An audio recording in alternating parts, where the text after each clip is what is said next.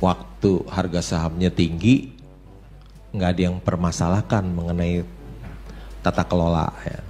Waktu sahamnya turun baru dipertanyakan. Ya. Waktu saya beli kan belum ada masalah itu. Ya. Saya cuma lihat waktu itu saham itu terlalu murah, terlalu murah. Coba dia punya cadangan batubara terbukti ya, proven reserve dari GORC. Ya. Itu 2 miliar ton loh. 2 miliar ton kalau kali $100 aja deh. Berapa tuh? 2 miliar ton kali $100. Berarti 200 miliar dolar. Ya, 200 miliar dolar. 200 miliar dolar kali 15.000. Berapa tuh, nggak tahu berapa. 200 miliar dolar kali 15.000 berapa sih? 3.000 triliun ya. Sedangkan perusahaannya cuma harga sahamnya gocap kali 22 miliar lembar saham, berapa itu? 1 triliun ya. Perusahaannya cuma harga sahamnya gocap kali 22 miliar lembar saham, 1,1 triliun. Kekayaannya punya begitu banyak itu loh ya. Kekayaannya bukan bohong loh kan, yang hitung itu dari GORC ya, lembaga yang paling dipercaya ya. Dan selain itu juga kan kita lihat sampai saat ini masih 80 juta ton per tahun ya. Kalau kali $100 aja berapa tuh? 80 juta ton. 8 miliar dolar ya, masih penjualannya 8 miliar dolar. Kira-kira gitu ya. Karena kenapa lihat? Karena ada batu bara emas hitam 2 miliar ton di dalam yang mereka miliki, begitu kaya ya. Kira-kira gitu. Oke.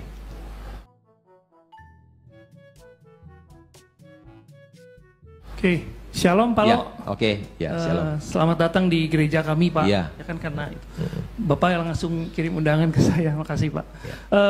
Saya mau tanya begini Pak, kan Pak Lo tahu kan ya, saya saham di mana tempat saya bekerja adalah Wonderful Company yang Bapak punya. Tapi saya nggak sebut mereknya karena nggak enak. Cuman yang saya mau sampaikan gini Pak, Bapak itu kan ngincer saham-saham dengan PER rendah, kemudian price to book value yang rendah juga gitu ya Pak ya. Profitability-nya bagus, company-nya sehat, GCG-nya juga bagus. Nah, cuman gini Pak, saya mau menanyakan tuh tentang kesabarannya Pak Lo nih. Karena gini Pak, banyak perusahaan, termasuk perusahaan di mana tempat saya bekerja ya Pak Lo, itu kan sebetulnya perusahaan yang sebetulnya yang tadi saya bilang PBV dan PER-nya bagus, tetapi sebetulnya GCG-nya kan nggak gitu bagus Pak. Karena ya Bapak tahu kan saya sering sharing juga ke Bapak tentang internalnya kami, internalnya pemegang saham pengendali kami. Bahkan Bapak, kalau saya nggak salah, Bapak belum pernah ketemu nih sama pemegang saham pengendalinya tempat saya kerja gitu ya Pak ya.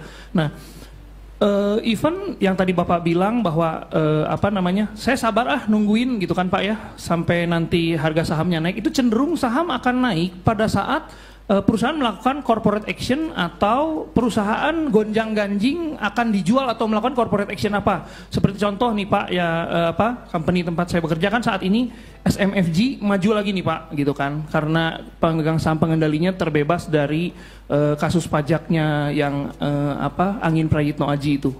Nah jadi Bapak kok bisa sabar sih Pak, padahal sebetulnya apakah nggak takut Pak bahwa saham dengan perusahaan dengan fundamental bagus, PER-nya bagus, PBV-nya bagus, tetapi ya ada GCG-nya yang diragukan sebenarnya, sehingga riset-riset orang-orang investor gede itu udah pada tahu, dan wah ini ada resikonya, ini saham akan naiknya, dia akan tidur terus, dan Bapak kudu sabar terus sampai akan ada corporate action.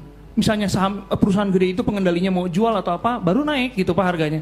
Itu sih Pak. Yang satu Pak. Kemudian yang kedua, saya sebenarnya ingin minta Bapak bersaksi Pak Lo, bersaksi Bapak kan sebagai seorang investor yang sangat sukses nih Pak. Karena diberkati Tuhan. Nah, bersaksinya gini Pak, maksudnya apa sih yang saat ini Pak Bapak buat Tuhan, atau mungkin buat sesama-sesama yang berkekurangan, apa nih yang Bapak udah yang mungkin Bapak karyain gitu, mungkin bersaksi buat menguatkan iman kita juga Pak, gitu Pak. Thank you ya Pak. Ya, makasih Pak. Ya, kebetulan saya punya saham di tempat Pak Nini bekerja ya, jadi beliau tahu saya pemegang saham nomor 3 terbesar di sana ya. Kenapa saya beli? Karena nilai buku per sahamnya 1.200, harga sahamnya 200. Udah saya beli aja lah. Saya beli, andai kata ada menurut beliau tata kelola yang tidak baik ya masih tertutupi oleh margin of safety ya. Jadi barang 1.200 saya belinya 200 kan ada margin of safety, ada keamanan buat saya 1.000 ya. Jadi saya beli, udahlah ini Mercy harga bajai, saya beli aja jadi pemegang saham.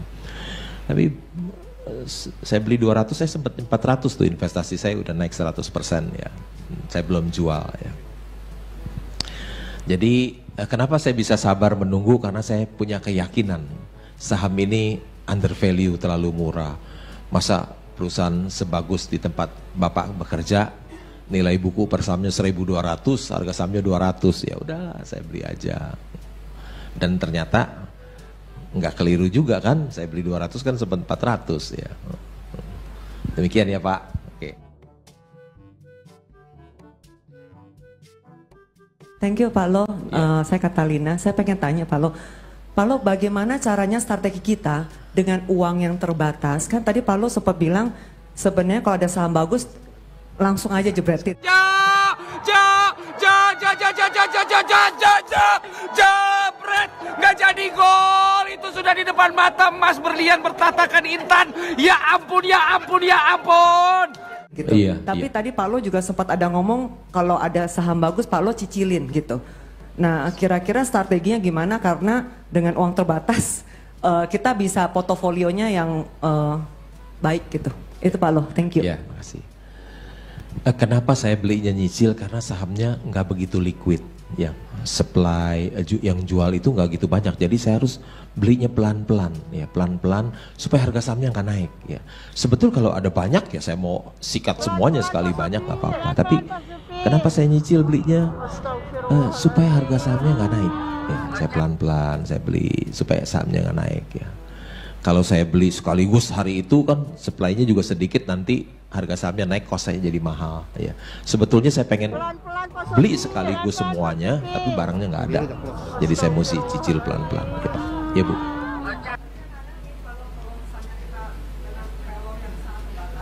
Saya nggak kedengeran suaranya, bisa dikasih mic-nya. Dengan maksudnya dengan uangnya terbatas, misalnya kita cemplungi semua, kadang-kadang saham tiba-tiba kita lihat murah, besoknya turun lagi tuh Pak. Maksudnya strategi yang Pak Lo kira-kira bisa berikan kepada kami gitu. Thank you Pak Lo. Kalau saya misalnya tadi saya ada satu perusahaan yang saya bilang saya pemegang saham terbesar nomor 3 di situ. Kalau saya beli misalnya dia nilai buku per sahamnya 1.200, saya beli di 200. Terus saham itu turun ke 150. Saya tambah beli lebih banyak loh. Dari mana duitnya? Wah, enak ya. Saya nggak minta diskon, dikasih diskon, saya beli aja terus lebih banyak. Mungkin jadi pemegang saham nomor 2, bukan nomor 3 lagi, saya beli lebih banyak. Kenapa saya nomor 3 nggak naik menurut? Karena waktu saya beli dia keburu naik, ya udah saya nggak kejar, ya, biasanya gitu. Beli lebih banyak, kita udah bener nih, anggap aja saya nggak minta diskon, dikasih diskon, udah beli lebih banyak, gitu ya Bu. Dari mana duitnya? Iya. Saya kenapa tiap hari tidur nyenyak ya, karena saya beli saham-saham yang punya margin of safety yang besar, keamanan yang besar buat saya, dan saham-saham yang saya beli itu adalah perusahaan bagus yang murah, yang resikonya juga sangat rendah buat saya ya. Tadi seperti Bapak tadi bekerja jemaat di sini, kerja di satu perusahaannya nilai bukunya 1.200, harga sahamnya 200, ada diskon yang besar sekali ya. Saya beli, tentu enak tidur saya, happy aja, di bawah happy aja. Demikian kira-kira jawaban saya Pak. Kita butuh dana, Anda tahu, untuk menghidupkan satu kota. tanya teman-teman direksi untuk menghidupkan satu kota. Bung, Petren kemudian menguasai satu kota.